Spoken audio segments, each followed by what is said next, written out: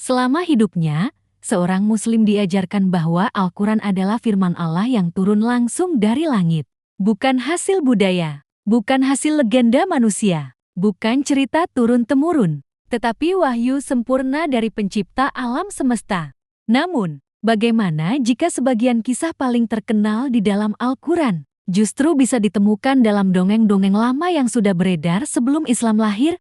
Dan yang lebih mengejutkan, banyak kisah itu bukan berasal dari Injil resmi Kristen, melainkan dari tulisan apokrif, tulisan yang tidak dianggap kitab suci, dipenuhi legenda dan ditolak dari kanon resmi gereja. Jadi pertanyaannya, kenapa firman Allah terlihat mengais cerita dari sumber yang bahkan tidak dianggap wahyu oleh Kristen sendiri?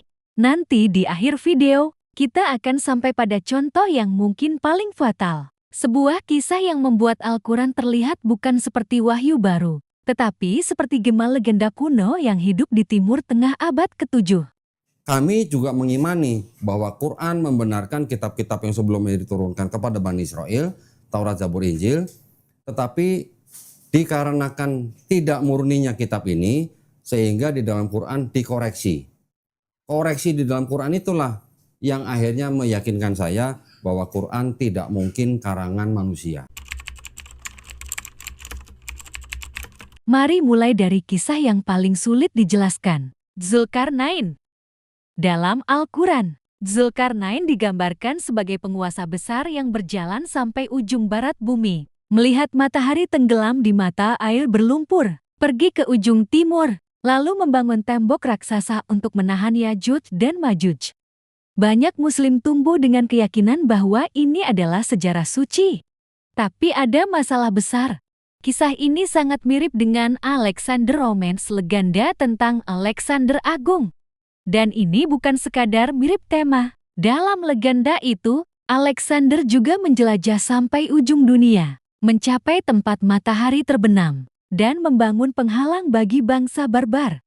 Masalahnya, para sejarawan sudah lama tahu bahwa Alexander Romance bukan catatan sejarah. Itu kumpulan legenda, cerita fantasi, mitos yang berkembang dari mulut ke mulut selama berabad-abad.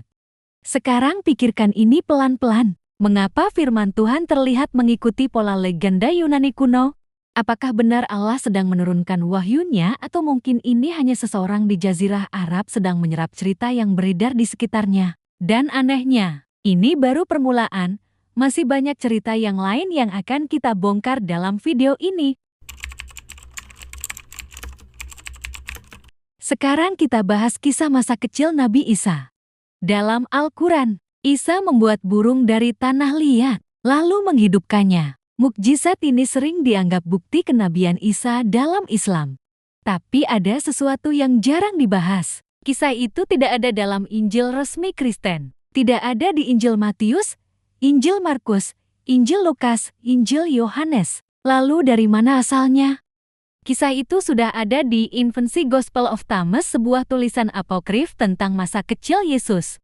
Tulisan ini berisi kisah-kisah ajaib, aneh, bahkan kadang fantastis.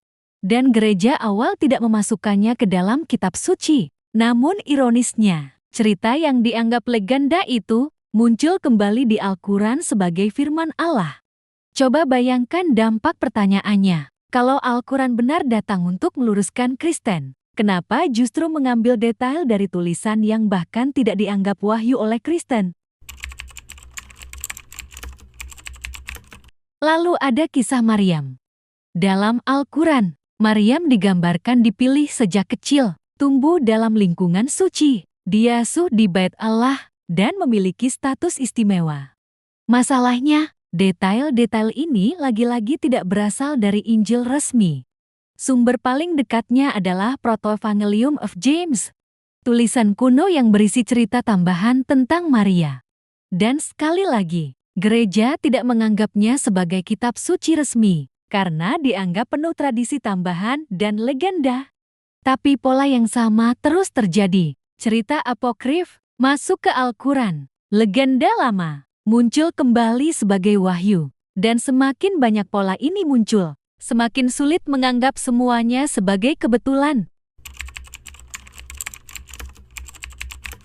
Sebagai bonus saya tambah lagi satu kisah yang cukup terkenal. Asyabul Kahfi, para pemuda yang tidur selama ratusan tahun di dalam gua. Kisah ini sangat terkenal dalam Islam. Tetapi jauh sebelum Al-Quran diturunkan, dunia Kristen sudah mengenal legenda Seven Sleepers of Ephesus. Kisah tentang sekelompok pemuda yang melarikan diri dari penganiayaan, lalu tertidur sangat lama, dan bangun di zaman berbeda. Cerita ini menyebar luas di wilayah Syria dan Bizantium. Bayangkan suasananya, para pedagang, biarawan, musafir, cerita berpindah dari satu kota ke kota lain, dari mulut ke mulut, dan berabad kemudian, kisah itu muncul kembali di Al-Quran.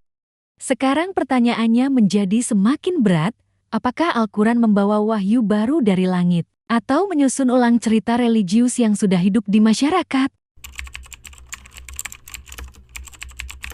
Dan inilah bagian yang paling tidak nyaman. Masalahnya bukan sekadar ada kisah mirip. Semua agama punya kisah mirip. Masalah sebenarnya adalah mengapa detail-detail khas dalam Al-Quran sering paling dekat dengan tradisi apokrif dan legenda non-kanonik Kristen.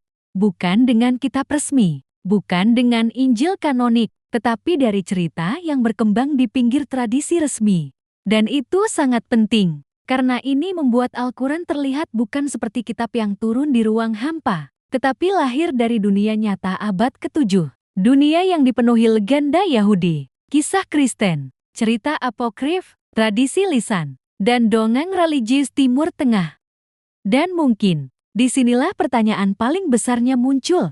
Jika Al-Quran benar-benar firman Allah, kenapa kisah-kisahnya terlihat sangat manusiawi secara historis? Kenapa jejak sumbernya bisa ditelusuri? Kenapa narasinya sering mengikuti cerita yang sudah beredar sebelumnya? Dan yang paling ironis, Islam datang dengan klaim menyempurnakan Kristen, tetapi justru memasukkan kisah-kisah yang bahkan tidak dianggap kitab suci oleh Kristen sendiri. Semakin dalam sejarahnya ditelusuri, semakin kabur batas antara wahyu dari langit dan dongeng lama yang ditulis kembali.